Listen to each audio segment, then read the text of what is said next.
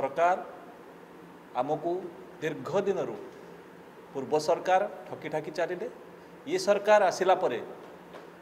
वर्षे पाखापाखि पूरवा को जाऊँगी आमर मात्र गोटे दाबी नूतन अनुदान नीति प्रणयन करेंगे बोली जो आमको प्रतिश्रुति मिली आसूची ता एपर्यंत पूरण हो पारि ना से आज आपण मान मध्य सरकार को आम जन देवा चाहूँ जे जो नूतन अनुदान नीति प्रणयन करा आमको पूर्व सरकार देते एवं यही जो सरकार आसिला परे जो नूतन आशा आमर संचारित होता आमर तुरंत आम दाबीटी पूरण हम किंतु एपर्यंत पूरण हो पारि ना आशा अच्छी सर कारण पूर्व सरकार शुणिले सरकार शुणे बोली आशा अच्छी सर निश्चित भाव में आशा अच्छी कहीं वर्तमान जे मुख्यमंत्री श्रीजुक्त मोहन चरण माझी महोदय आम जो 9 मास धरी राजरास्तार बसी से आपण मान जानी खुशी हे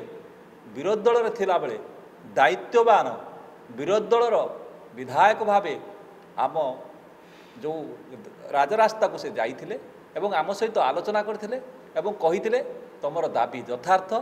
आमे सरकार को आसिले निश्चित भाव में तुम समस्यार समाधान करिबु सरकार को आसिले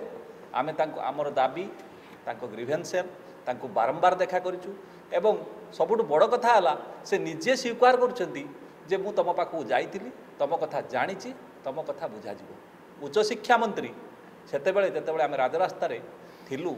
निजे जाइतिले एवं सेतेबेले कहितिले ओडिशा एक आर्थिक बलका राज्य एवं एठी अर्थर अभाव नाही सरकारकर आंतरिकता नाही सरकारकर आंतरिकता थिले निश्चित भाव में यार समाधान हो पारंता जदि सरकार देबे कि नाही ताहा विधानसभा आलोचना हवा उचित विधानसभा आलोचना हेले निश्चित भाव में यार किसी समाधान बाट बाहर सरकार परिवर्तन है उच्च शिक्षा मंत्री दायित्व नेले आम मनरे आनंद खेली उठिला निश्चित भाव में सरकार को आसिले उच्च शिक्षा मंत्री मंतव्य गणशिक्षा मंत्री मंतव्य मुख्यमंत्री मंतव्य शुणिला परे आमे भाविलु निश्चित भाव में समाधान करा आपण मान को आउ गोटे कथा कहीदे वरिष्ठ विधायक माने पाखापाखि अर्धारु अधिक विधायक शासक दलर से माने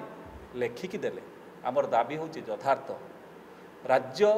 बीजेपी सभापति श्रीजुक्त मनमोहन सामल महोदय चीफ सेक्रेटरी एवं चीफ मिनिस्टर को लेखिकी देले आमर दाबी यथार्थ खूब शीघ्र करा जाऊ माननीय मंत्री विधानसभा उत्तर रखिंट 1500 टीचिंग नन टीचिंग 1700 केते नन टीचिंग 1500 अध्यापक अध्यापिका आउ नन टीचिंग होती अणशिक्षक जोटा कि 1700 केते रखाई आम 3000 रु ऊर्ध अच्छु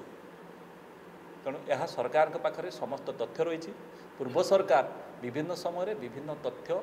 संग्रह करिसेंती रिजनल डायरेक्टर माध्यम एवं यहाँ गोटे फाइनेंशियल इम्प्लिकेशन केते खर्च हम